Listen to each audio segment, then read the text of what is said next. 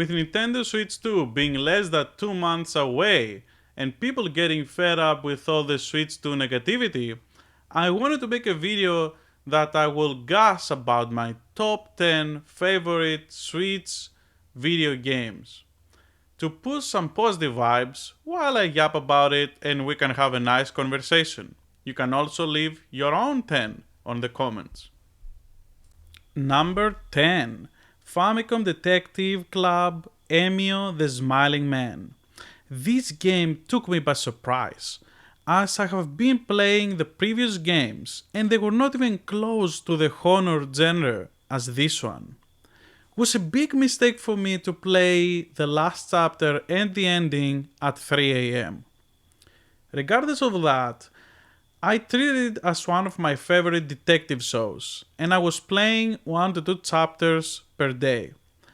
The game will dance around having you at the edge of your seat, using comic relief characters to reduce the tension piling up, but also never make you stop suspecting anyone. I was keeping notes and feeding all my speculation theories to my wife. That part was actually a pretty big part of this experience. I cannot really say too much because I want to avoid spoiling anything in regards to this game, because the main thing about this game is the story.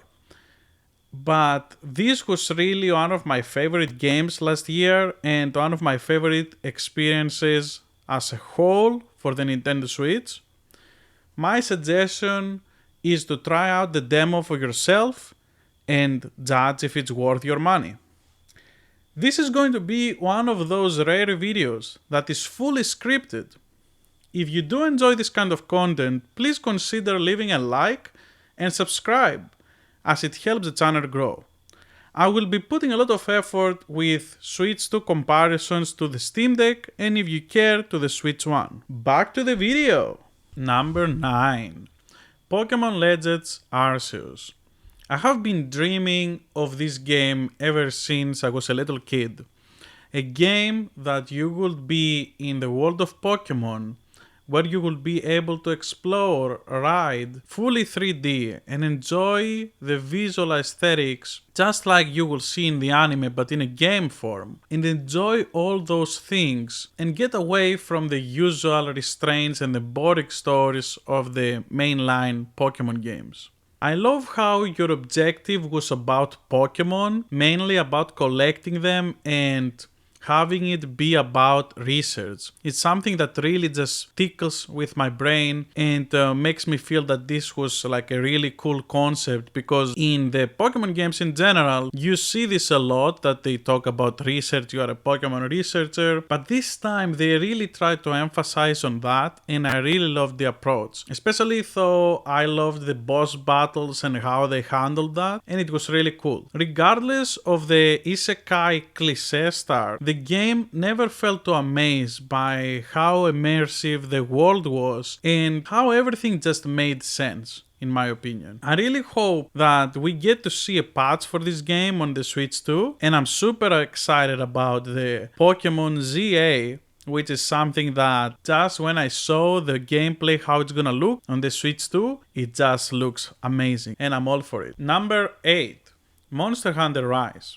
I have played this game for over 500 hours. It is my least favorite Monster Hunter, but it's still a Monster Hunter, so I love it. I love Monster Hunter so much that I made my wife on our trip to Japan to come with me to the Monster Hunter Cafe. It was very fun, but very, very expensive. Don't eat there, just drink.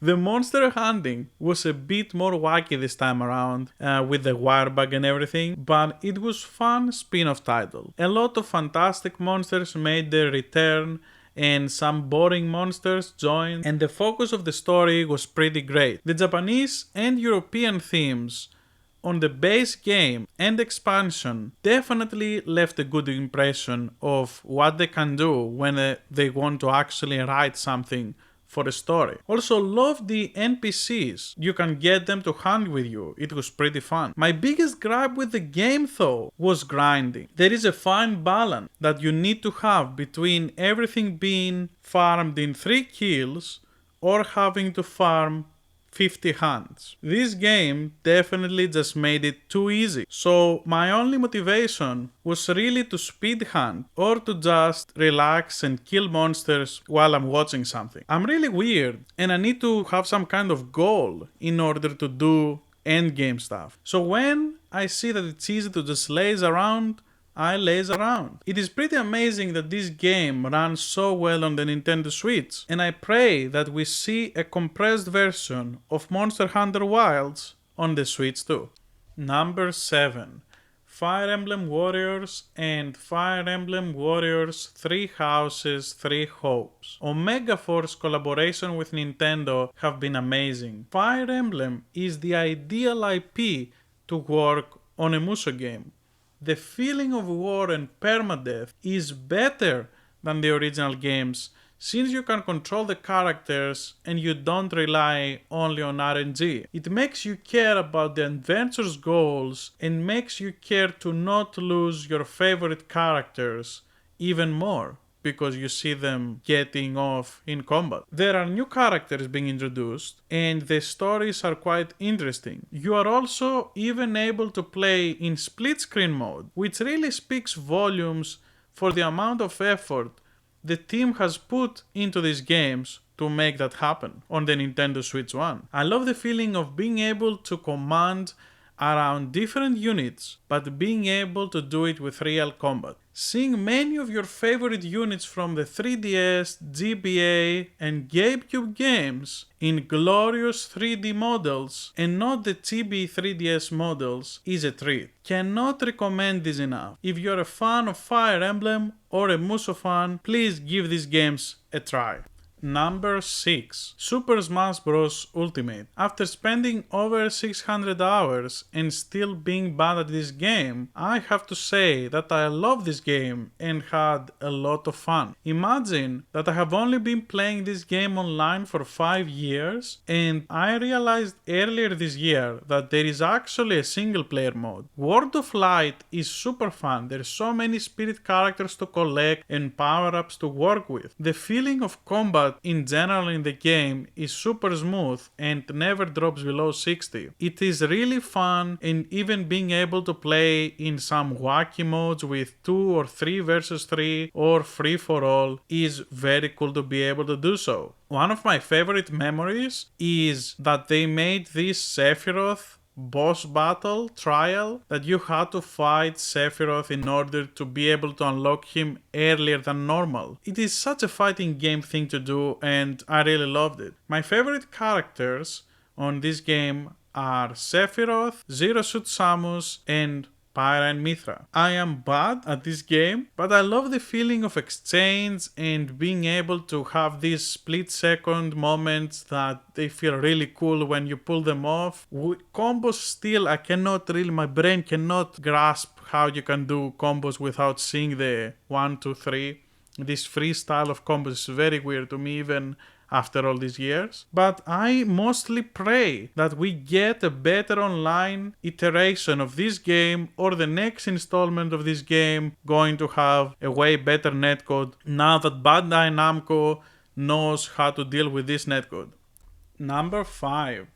Bayonetta 2 and 1. I still remember buying this for 25 Australian dollars from EB Games on a used game sale. Opening the case, which should only have the Bayonetta 2 cartridge inside, but also had the unused code for Bayonetta 1. That day was so good. I remember finished both at the start of 2025. The story starts as very serious but gets ridiculous by the comedic relief characters and some of the events that happening that are just crazy ridiculous scale. However, It makes you understand the motivation of the main character, the history with your rival, and also the motivations and history of the villain of the first game and the second game. The replayability and skill expression on these games are out of this world. I personally prefer Bayonetta 2 because my heart are not good with quick time events anymore. Bayonetta is the perfect embodiment of Devil May Cry's sexy smoking style. The way that you pull off those combos with style while you dodge at the last possible second and being heavily rewarded from that is just making my brain addicted to this moment, and that's why a lot of people keep playing those games to perfection for thousands of hours. I did not include Bayonetta 3 on this because I have not finished it yet, and I'm waiting hopefully for a Switch 2 patch or hopefully brute forcing the game to just work at perfect 60 FPS. If you like action games, you need to try the Bayonetta franchise right now.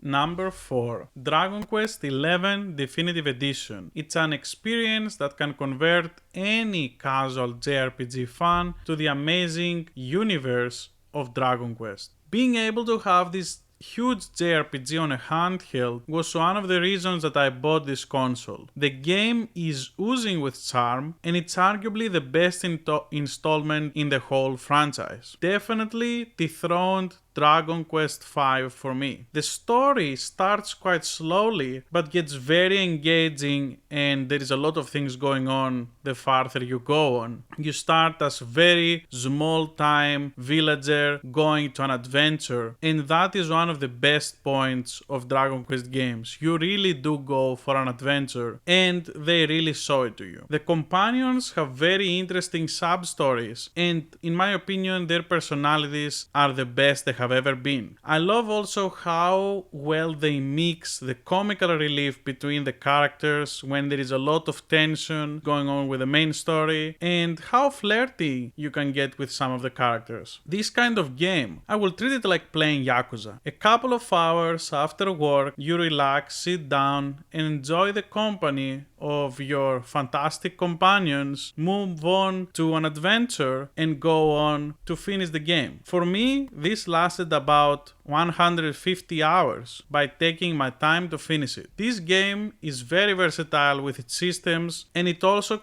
includes a draconian quest mode, where you can put restrictions on yourself and make the game and each playthrough quite unique to your liking. That alone increases the replayability meter. If it was not enough, this version also includes a 2D version of Dragon Quest XI from the 3DS. For those that don't know, Dragon Quest XI released on the 3DS only in Japan, with a very interesting versatility mode. The visuals and the 3D renders, the movies and everything was playing on the top screen, and on the bottom screen everything, exact the same things, will portray in 2D. If you use the D-pad to move, the game would work like you're playing a Super Nintendo game. And if you move your circle pad, you will move the characters in a 3D space, and it will work like the other 3DS games. So you would engage the battles like you would on the other 3DS games, which is not random battles. But when you're playing the 2D version with the D-pad, it has random battles, just like the Nintendo Entertainment System and Super Nintendo Entertainment System versions. A love letter to all JRPG fans. Cannot wait to eventually take a peek at Dragon Quest XII on Nintendo Switch 2.